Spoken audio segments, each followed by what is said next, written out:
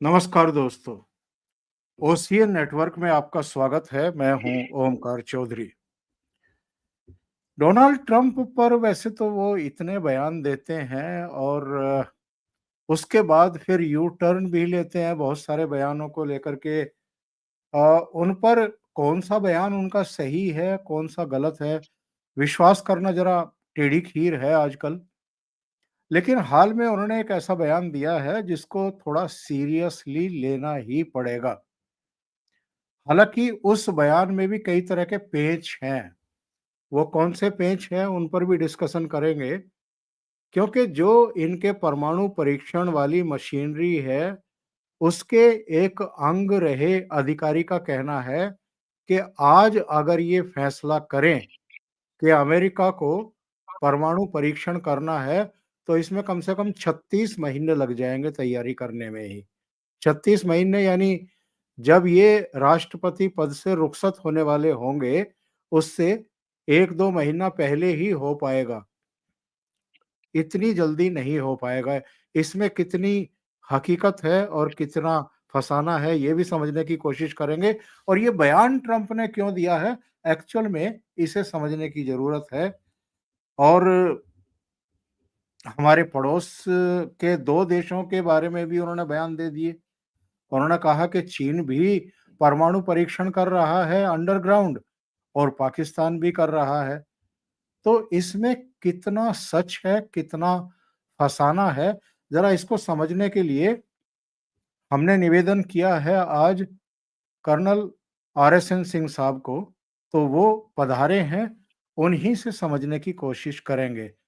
तो जुड़ लेते हैं कर्नल साहब से और फिर चर्चा को आगे बढ़ाएँगे। सिंह साहब, बहुत स्वागत है। नमस्कार। चौधरी साहब, आप आपके दर्शकों को मेरा नमस्कार, मेरा प्रणाम। और ऐसा क्यों कहा ट्रंप ने? टाइमिंग के बारे में कुछ आपको मैं उस तरफ का इंडिकेशन दे दूं आपके दर्शकों को। जी। मेरा जो विश्लेषण है और मेरा जो असेसमेंट है, और वो यह है कि ये स्टेटमेंट कब हुआ। ये स्टेटमेंट आया जब रशिया ने, व्लादिमीर पुतिन ने जब ये इस घोषणा की कि रशिया ने पोसाइडन, जो न्यूक्लियर पावर्ड अंडर वाटर एक तरह का ड्रोन है, जो कि टॉर्पीडो की तरह फायर करता है, 200 किलोमीटर प्रति घंटा के रफ्तार से वो अंडर वाटर चलता है, उसका वो परीक्षण कर रहे हैं। जी। और फिर आया कि एक पूरे वेस्टनिक मिसाइल है, बताया गया कि इसका अनलिमिटेड रेंज है, न्यूक्लियर पावर्ड क्रूज मिसाइल्स है। अब ये है क्या कि ये बहुत खतरनाक हथियार है। ये एक मार्क गेलोटी है, एक जो रशियन साइंटिस्ट है, रशियन स्कॉलर है। उनका कहना है कि ये ऐसे हथियार है जो कि दुनिया को तबाह कर सकते हैं। जी। और दोनों सेकंड स्ट्राइक कैपेबिलिटी वेपन्स है, यानी कि अगर आप पर किसी ने परमाणु हमला किया तो आप ये क्षमता रखते हैं कि वो एक एश्योर्ड, मतलब आप भी उसका जवाब दे सकते हैं। ऐसा नहीं होगा कि फर्स्ट स्ट्राइक में ये सब चला जाएगा, तो आपके पास अंडर वाटर भी कैपेबिलिटी है इत्यादि। तो ये भी बता दूं कि मतलब इन हथियारों के बारे में ऐसा नहीं है कि दुनिया पहली बार सुन रही है इनको। इसकी चर्चा 2018 में भी थी, लेकिन ट्रंप ने ये वक्त क्यों चुना, ये समझना बहुत जरूरी है। ट्रंप, मैं कह रहा हूं, व्लादिमीर पुतिन ने ये वक्त क्यों चुना। जी। तो अभी क्या था कि आपने देखा होगा कि अभी व्हाइट हाउस में एक समिट होने वाली थी, ट्रंप और पुतिन की, जिसको कैंसिल कर दिया गया।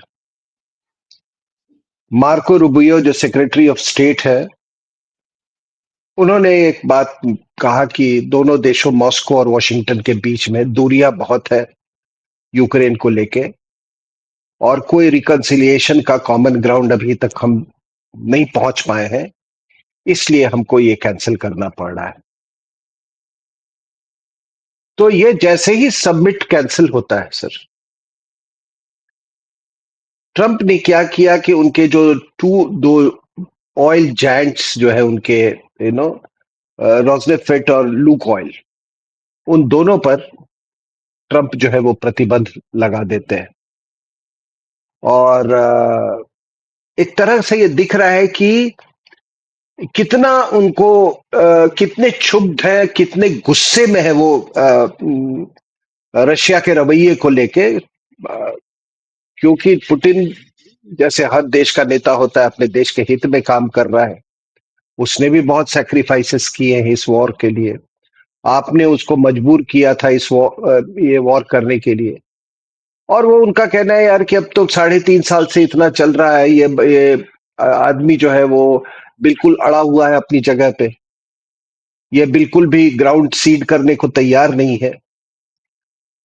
तो जब ये सब कैंसिल वैंसिल हो गया, व्हाइट हाउस का समिट और वो रोजनेफेट और लुक ऑयल पे जब उसने तेल पर सैंक्शन कर दिया, तब जाके इन्होंने ये रशिया ने ये दोनों हथियारों के बारे में, पोसाइडन और बुरेवेस्निक मिसाइल के बारे में उसने घोषणा की कि हमने इसका परीक्षण किया है।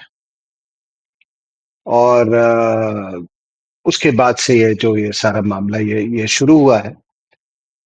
तो उनका देखिए, रशियंस का शायद ये सोचना होगा कि 3.5 साल हो गए ये युद्ध चलता जा रहा है, और जिस तरह से वो कन्वेंशनल लड़ाई चली जा रही है उसमें मतलब ये खत्म होने का ये नाम नहीं ले रहा है, और हम बिल्कुल कन्वेंशनल उसमें तरीके से लड़ रहे हैं। इसको कोई और कैलिब्रेट कर रहा है, यानी कि नाटो कर रहा था, यूनाइटेड स्टेट्स ऑफ अमेरिका कर रहा था। तो अब इस पोस्चरिंग से काम नहीं चलेगा। अब और एक क्या मैं बोला, बोल्ड कहिए, खतरनाक कहिए, पोस्चरिंग अख्तियार कीजिए। तो उस फ्रस्ट्रेशन में इसने ये दोनों हथियारों के बारे में जो पोसाइडन और बुरेवेस्निक जो मिसाइल है उसका परीक्षण की घोषणा की। दूसरी बात क्या है कि ये भी समझना चाहिए कि अमेरिका के पास तो अलायंस है, कई मिलिट्री अलायंसेस है अमेरिका के पास, नेटो है और भी कई अलायंसेस हैं, मिडिल ईस्ट में है। लेकिन रशिया के पास कोई मिलिट्री अलायंस नहीं है जिस मिलिट्री अलायंस पर वो निर्भर कर सके। तो उसे तो अपने आप पर ही निर्भर करना होगा। तो इसलिए भी एक पुतिन ने स्ट्राइडेंट पोजीशन अख्तियार किया है। और जब आपके पास कोई मिलिट्री अलायंस नहीं है, जिस तरह से वॉरसो होता था किसी जमाने में, तो वो वॉरसो पैक्ट अब रहा नहीं, तो आपके पास वो डेटरेंस भी नहीं है, और न्यूक्लियर कैपेबिलिटी तो है, सबको मालूम है ये। तो ये बैकड्रॉप है जिसके कारण ये सब हुआ है। लेकिन जो आपने कहा ये 36 महीने, ये बिल्कुल आपने सही कहा। लेकिन वहां पे बाद में जब ट्रंप ने ये सब बातें कही कि हम न्यूक्लियर टेस्ट करते हैं, वो देश कर रहा है, दूसरा कर रहा है, कोरिया कर रहा है, पाकिस्तान कर रहा है, रशिया कर रहा है, तो हम भी करेंगे। चीन उसको का नाम जो चाइना का लिया, रशिया का लिया, तो यूएस एनर्जी सेक्रेटरी जो क्रिस राइट है, जो कि ये न्यूक्लियर वेपन्स का ये करते हैं, तो उन्होंने कहा कि नहीं देखिए, वो जो नेवादा डेजर्ट जहां पर ये होता है, कि आप लोग घबराए नहीं, हम इस तरह की कोई टेस्ट नहीं करने जा रहे हैं। आप कोई वो छातेधारी वो क्लाउड नहीं देखेंगे, मशरूम जो होता है न्यूक्लियर वेपन्स के बारे में। हम बस नॉन क्रिटिकल एक्सप्लोजन हम करने जा रहे हैं, और ये टेस्ट करने की, भाई जो बाकी जो न्यूक्लियर वेपन्स के पार्ट्स होते हैं वो करेक्ट ज्योमेट्री में उनका डिलीवर किया जा सके। तो दर्शकों को ये समझना होगा कि कोई बहुत बड़ी बात नहीं है। एम्यूनिशन की भी मेंटेनेंस होती है, हम फौज में जैसे मेंटेनेंस करते हैं ना एम्यूनिशन का, उसमें कुछ सालों के बाद कहता है कि एम्यूनिशन में कई सारी गड़बड़ियां आ जाती है, उसके प्रोपेलेंट कंटेंट में ये आ जाती है, अगर वो हुआ उस डिग्रेड होने लगता है, उसका परफॉर्मेंस डिग्रेड होने लगता है, उसकी एक्यूरेसी में कमी आती। So from time to time इसकी मेंटेनेंस और इसकी जो कोल्ड नॉन क्रिटिकल टेस्टिंग जो है वो न्यूक्लियर वेपन्स की होती है। तो उन्होंने ये क्लैरिफाई किया कि हम ट्रंप साहब का मतलब ये था, और ये कोई बहुत बड़ी बात नहीं है, हम भी करते हैं, सभी करते हैं। और एक जगह कहा भी है ट्रंप ने, ये बोला, उन्होंने कहा इज एग्जैक्ट वर्ड्स और कि you make nuclear weapons and then don't test, how are you going to know that it works. जी जी, ये भी उन्होंने इसको क्लैरिफाई किया। लेकिन ये सब ठीक है अपनी जगह पे, लेकिन एक तरह का जो पोस्चरिंग जिसको कहते हैं ना, पोस्चरिंग जो उन्होंने लिया, देखिए ये जो पोस्चरिंग था, ये मेरी मागा का रास्ता तो ये नहीं होना चाहिए कि सब फोड़ रहे हैं तो हम भी फोड़ेंगे। बिल्कुल हैं? मागा ये मागा की भाषा भी नहीं होनी चाहिए। तो एक तरह से देखिए ये एक जो अपने आप को सुपर पावर समझता और है, कई मानों में है भी, वो अपने इमेज को खुद ही उस इमेज को अपना इमेज पर खुद ही मतलब सेल्फ इन्फ्लिक्टेड वुंड्स जिसको कहते हैं वो उस पर कर रहा है। अब है क्या कि अगर आप कहते हैं कि नॉर्थ कोरिया भी टेस्टिंग कर रहा है, पाकिस्तान भी टेस्टिंग कर रहा है, चाइना भी टेस्टिंग कर रहा है, तो आपने जब टेस्टिंग किया, ये टेस्ट करे थे, आपने उसको रेड फ्लैग करना चाहिए था ना। अमेरिका ने सीटीबीटी नहीं साइन किया है, लेकिन न्यूक्लियर पॉलिफिकेशन के तो आप मतलब आप तय करते हैं कि किसके पास न्यूक्लियर वेपन्स होना चाहिए या नहीं होना चाहिए। और उसी तहत आपने ईरान को जाकर ठोक दिया बड़े बड़े जाइगैंटिक हथियारों से, ठीक है ना सर। तो और आपने दूसरी रेड तरफ फ्लैग। सर, ये जी जी, दूसरी तरफ ये भी तो दावा करते हैं हमने 8 देशों के बीच का युद्ध रुकवा दिया। तो आप तो दोबारा युद्ध में झोंकने की बात कर रहे हैं और एक बिल्कुल तरीके से। बिल्कुल बिल्कुल सर, बिल्कुल तो क्या है सर कि आप कह रहे हैं कि पाकिस्तान का भी आपने नाम लिया, और तो आपने उसको, अगर पाकिस्तान के बारे में आपको इतना पता है तो आपने रोका क्यों नहीं। बिल्कुल। फिर ये क्या क्रिटिकल मिनरल्स डील आप साइन कर रहे हैं, फिर आप आसिम मुनीर से क्यों मिल रहे हैं, फिर शहबाज शरीफ से क्यों गले मिल रहे हो, फिर उनको ग्रेट लीडर्स क्यों बोल रहे हो, ठीक है ना। तो देखिए या तो आप झूठ बोल रहे हैं बिल्कुल। पाकिस्तान के संदर्भ में, और या नहीं तो आप उनके साथ एकम्प्लिस हो, समझे कि नहीं।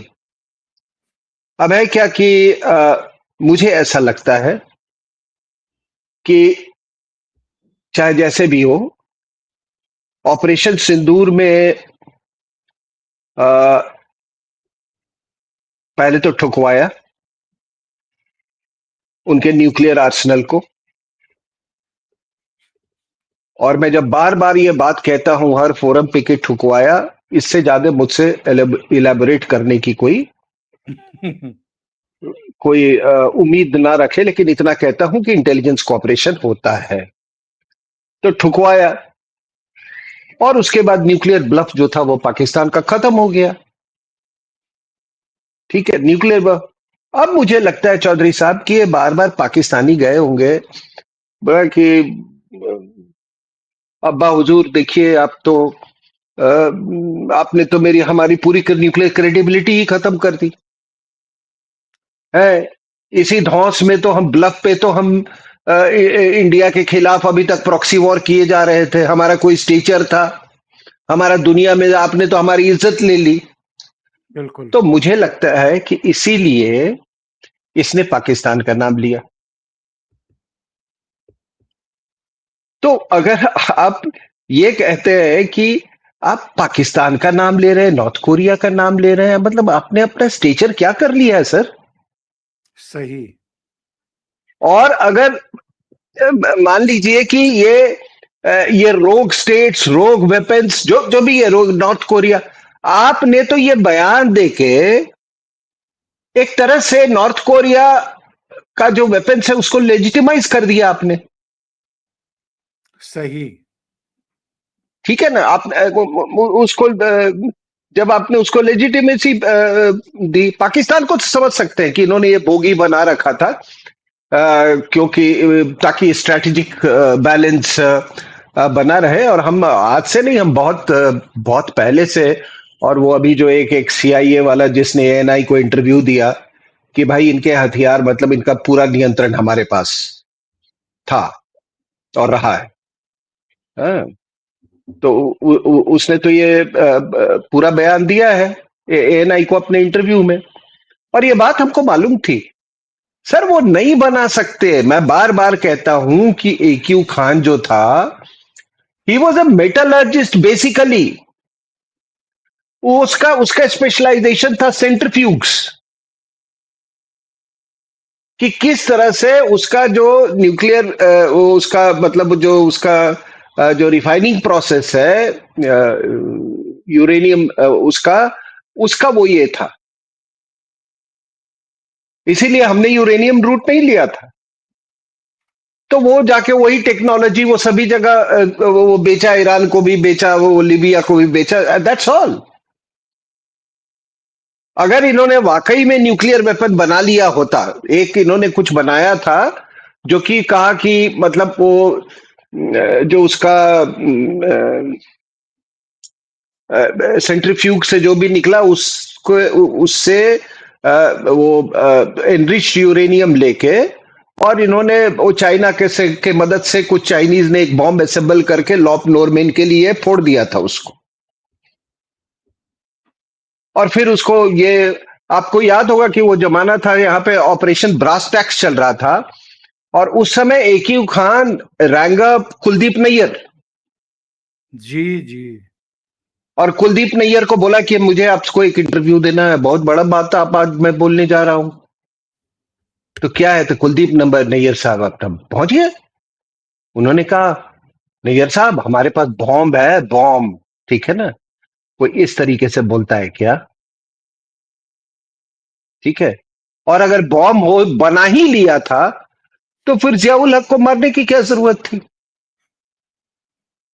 उसको तो मरवाया ही इसलिए कि भाई आगे आगे मतलब वो विकल्प ही खत्म कर दो हमेशा के लिए। So they never had a bomb. तो ये वाला जो इनका जो कथन है, जो इनका स्टेटमेंट आया है कि पाकिस्तान है ऑल्सो टेस्टिंग, ये एक सरासर झूठ है। ये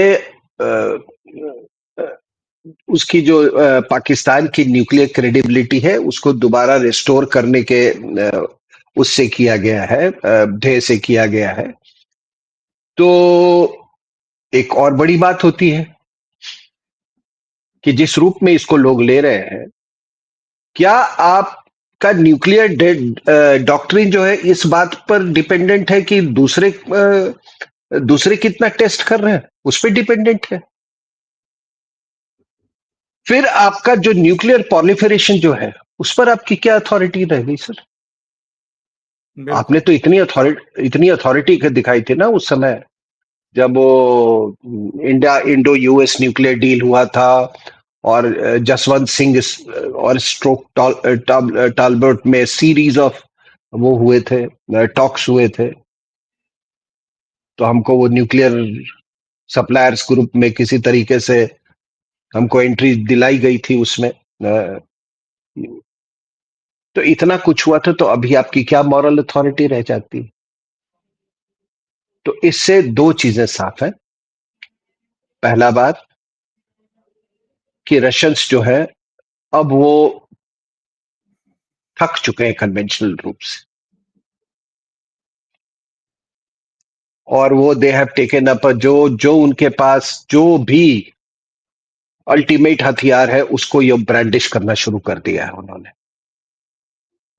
दूसरी बात क्या है कि अमेरिकन्स इस जो पोजीशन लिया रशिया ने, पुतिन ने, तिलमिला तो ये जरूर गए। जी, जी, जी। तिलमिला तो जरूर दे गए हैं, स्टेटमेंट तो उसने दे दिया। अब इस स्टेटमेंट का क्लैरिफिकेशन आ रहे हैं। ठीक है, कल सुबह या अगले 48 घंटे में आप देखोगे कि there will be a major major climb down. और ये हो गया है कि भाई ये यूक्रेन का युद्ध रोके तो कैसे रोके, ये तो बात मान ही नहीं रहा है। तो ये सारा मसला ये है। ये इतनी बड़ी बात नहीं है, लेकिन हाँ, ऐसे क्या होता है कि जब आप इस तरह से जब न्यूक्लियर फैक्टर जब डिप्लोमेसी में आ जाता है, तो बात जो है वो आगे भी बढ़ती है और फैलती भी है।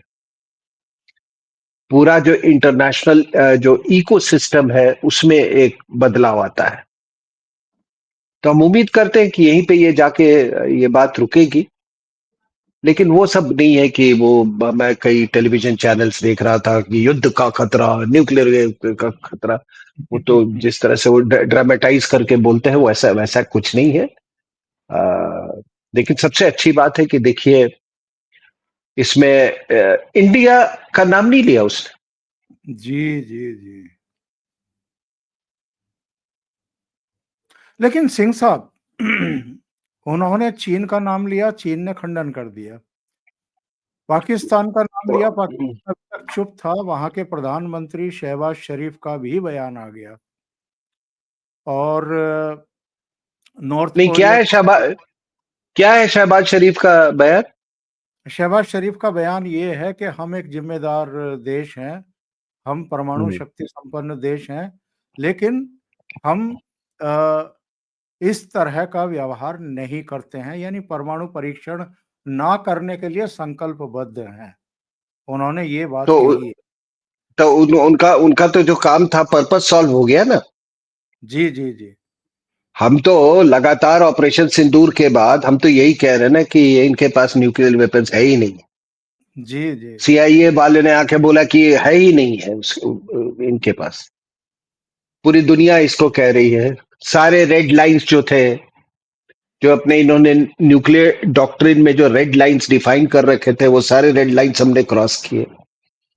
पानी तक रोकने की हमने बात कर दी। जी, जी। तो उधर से तो कोई हुआ नहीं। तो ट्रंप ने ये कहा कि नहीं नहीं, पाकिस्तान टेस्ट करता है। आप तो इनको इनको लगा चलो कुछ तो इज्जत दी इन्होंने। तो फिर ये सब बयान तो है कि हम न्यूक्लियर टेस्ट कर रहे हैं। और सर जी, अगर न्यूक्लियर टेस्ट होगा, मान लीजिए जिसका कन्वेंशनल न्यूक्लियर टेस्ट है, जो अंडरग्राउंड, कुछ ना कुछ सेस्मिक वो तो होता है ना सर। सेस्मिक सिग्नेचर्स तो आपको मिलते हैं ना। चैनल तो मैं कल से देख रहा था, वो तो शुरू हो गए। उनका कहना ये था कि जब ऑपरेशन सिंदूर हुआ और हम्म। सरगोधा और कुछ दूसरी जगहों पर हमने हिट किया, तो कराची वगैरह पूरे इलाके में भूकंप के झटके आ रहे थे। तो हो सकता है कि उस समय भी पाकिस्तान का जो परमाणु एसेट्स था, वो या तो हिट हुआ हो या थोड़ा बहुत प्रभावित हुआ हो, जिसकी वजह से भूकंप के झटके आ रहे थे। या अब इस संदर्भ में कह रहे हैं कि कहीं ऐसा तो नहीं है कि पाकिस्तान परमाणु परीक्षण ही कर रहा हो अंदर खाते? आप एक बात बताइए, पहली बात कि हमने सारा रेड लाइंस हमने क्रॉस कर दिया, ठीक है ना।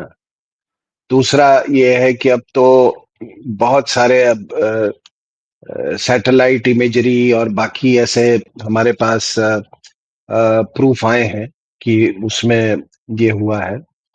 अ, दूसरी बात यह है कि अ, जब आपके पास न्यूक्लियर वेपन्स है, ऑपरेशन सिंदूर में, I can tell you one thing, that we had put Pakistan into an existential crisis. बिल्कुल। आप नॉर्थ से साउथ तक अगर उनको ठोकने लगे आप, तो वो तो हुआ है उनका। दर्शकों को एक बात मैं बता दूं कि अमेरिका का न्यूक्लियर, कई सारे न्यूक्लियर एसेट्स जो है, वॉरहेड्स, सेट्स, वो जर्मनी में डिप्लॉयड है, जी। To be use to be use against Soviet, to be use against Russia in case of any misadventure or aggression by the Russians। तो जब इतना बड़ा वॉर लड़ा जा रहा था अफगानिस्तान में, Soviet Union versus America, that is obviously मतलब उस ब्रैकेट में CIA एंड ISI, तो उस समय तो कैपेबिलिटी नहीं थी मान लीजिए पाकिस्तान की। तो ये बताइए कि अगर जर्मनी में है, तो क्या एक न्यूक्लियर केपेबल सोवियत यूनियन, जिसके पास ऑलमोस्ट 5,000, 5,459 कहते हैं वॉरेट्स है एज पर सोर्सेस, अमेरिका के पास 5,177 वॉरहेड्स है, तो वो जब उसके पास इतने ऐसी न्यूक्लियर कैपेबिलिटी थी, तो उसके लिए इन्होंने केटर नहीं किया होगा, किया। बिल्कुल।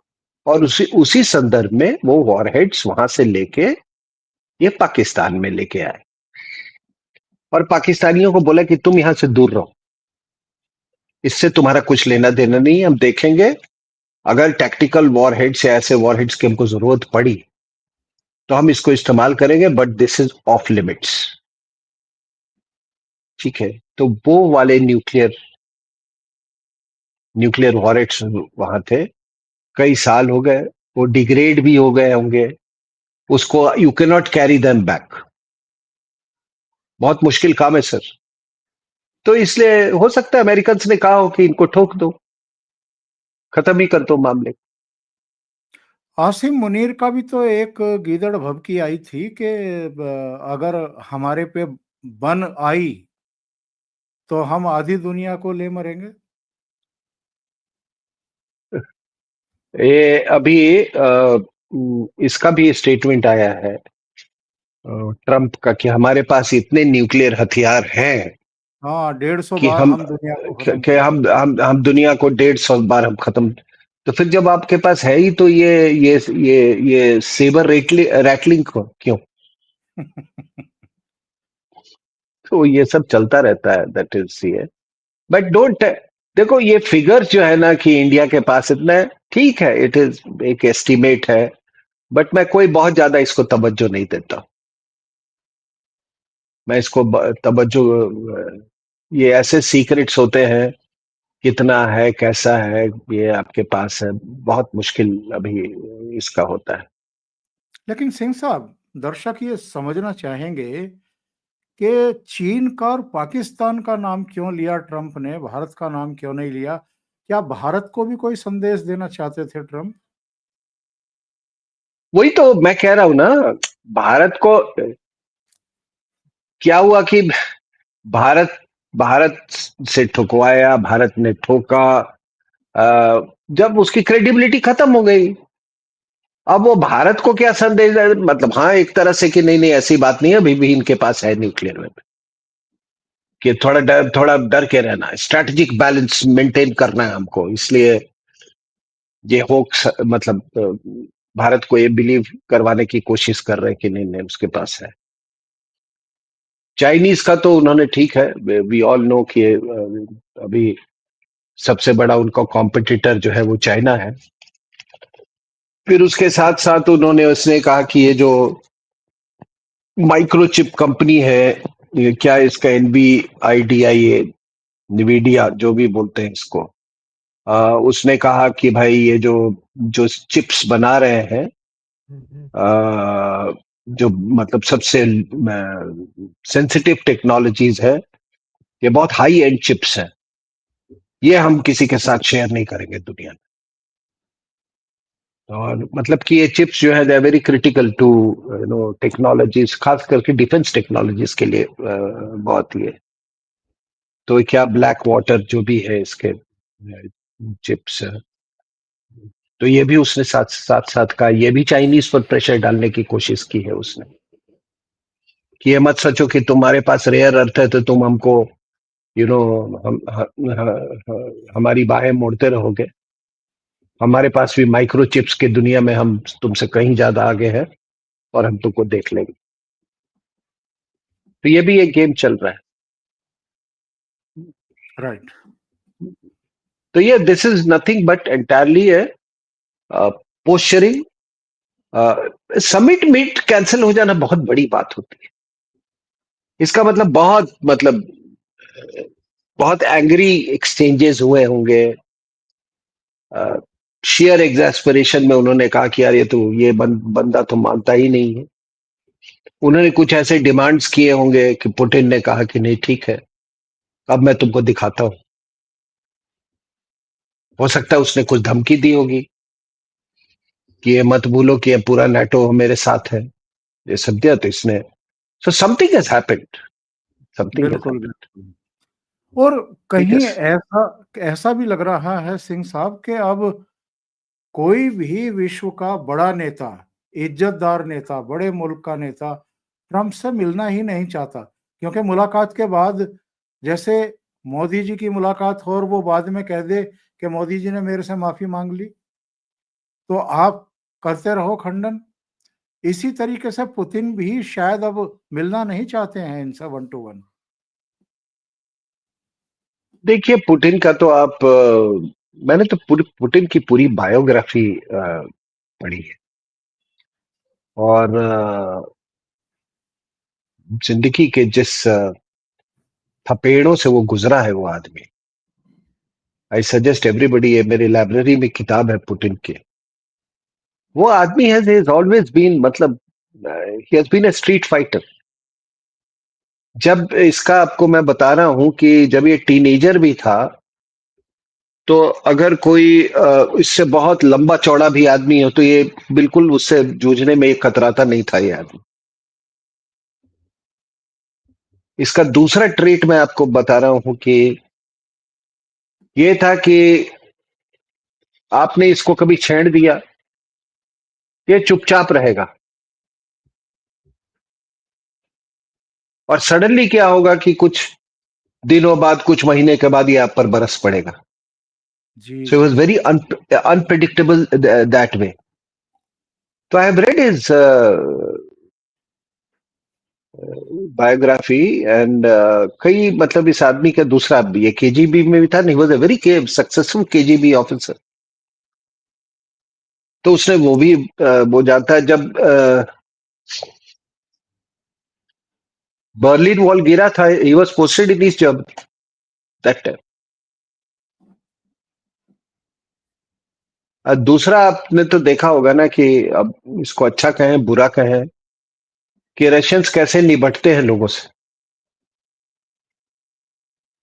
उड़ीसा तक में आके जो ओलिगार्स है ना, किसी को हार्ट अटैक हो गया, कोई होटल के कमरे से कूद गया, कोई सी ऑफ जापान में यॉट में सेलिंग कर रहा था, वहां पता नहीं बड़े रहस्यमय तरीके से मारा गया।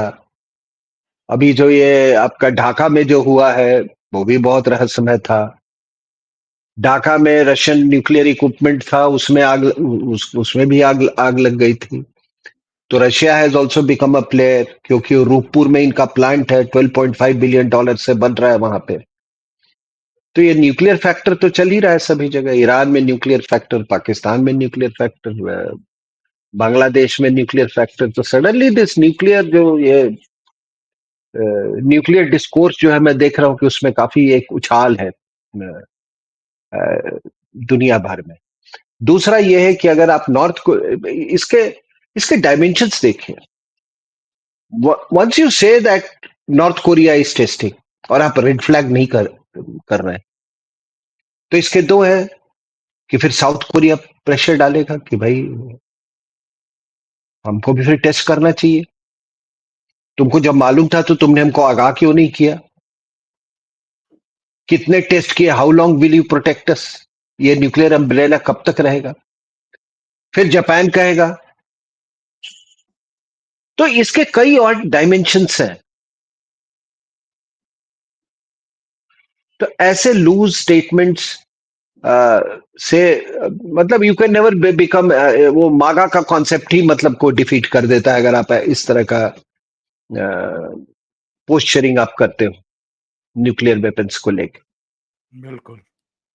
और बाद में आप फिर क्लैरिफिकेशन देते हो, नहीं मेरा मतलब तो ये नहीं था, मेरा मतलब वो है, मेरा मतलब it doesn't behave of a great power.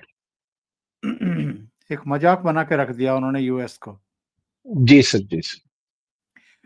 और एसएन सिंह साहब, बहुत बहुत धन्यवाद, आप जुड़े, इतना समय निकाला और बहुत महत्वपूर्ण मुद्दे पर आपने चर्चा की। दर्शकों से निवेदन है, अगर आपको ये चर्चा अच्छी लगी है तो लाइक करें, वीडियो को फॉरवर्ड करें, चैनल अभी तक सब्सक्राइब नहीं किया है तो जरूर सब्सक्राइब करें और सहयोग भी करें। बहुत बहुत धन्यवाद सिंह साहब, thank you so much. Thank you sir, thank you. नमस्कार।